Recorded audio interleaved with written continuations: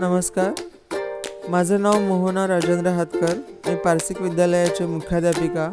आज माझ्या शाळेबद्दल बोलताना माझ्या मनात अनेक भावना आणि असंख्य आठवणी आहेत. कारण ही शाळा माझ्यासाठी एक केवळ शैक्षणिक संस्था नाही, तर माझ्या आयुष्यातील गेल्या 20-25 वर्षाचा एक अत्यंत महत्त्वाचा आणि अविभाज्य भाग आहे.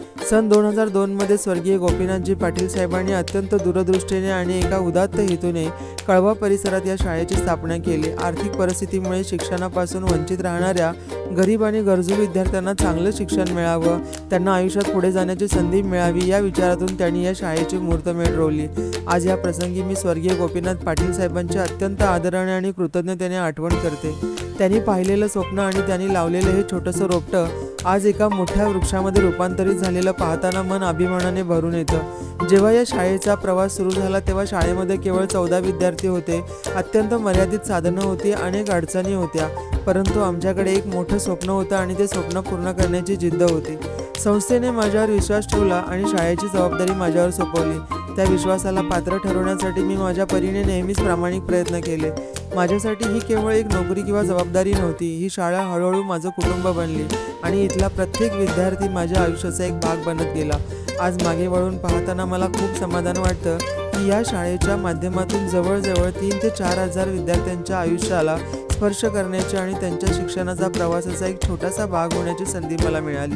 आज आमच्या शाळेतून शिक्षण घेतलेले विद्यार्थी डॉक्टर झाले, वकील झाले, पोलीस दलात सेवा देत आहेत, एअर होस्टेस झाले, तर काही संगीतकार, गायक, अभिनेते आणि बँकिंग क्षेत्रातील अधिकारी म्हणून यशस्वी काम करीत आहेत. एखाद्या अत्यंत गरीब किंवा गरजू कुटुंबातील विद्यार्थी शिक्षणाची संधी मिळाल्यानंतर स्वतःच्या मेहनतीने आपलं संपूर्ण आयुष्य बदलतो, तेव्हा मनात एक वेगळंच समाधान मिळतं.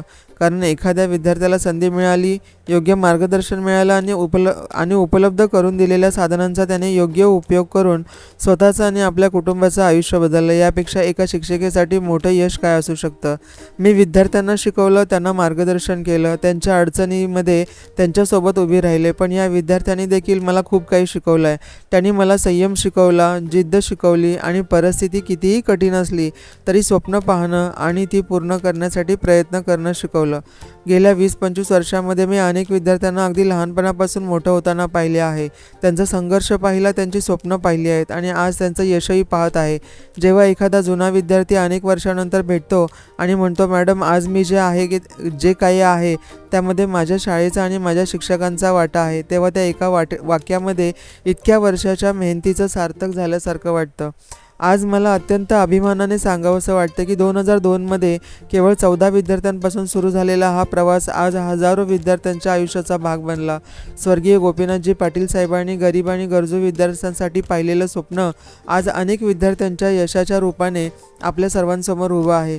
त्या स्वप्नाचा एक भाग होण्याची आणि संस्थेने माझ्यावर ठेवलेला विश्वास, इतकी वर्ष जपण्याची संधी मला मिळाली, याबाबत मला मनापासून अभिमान आहे.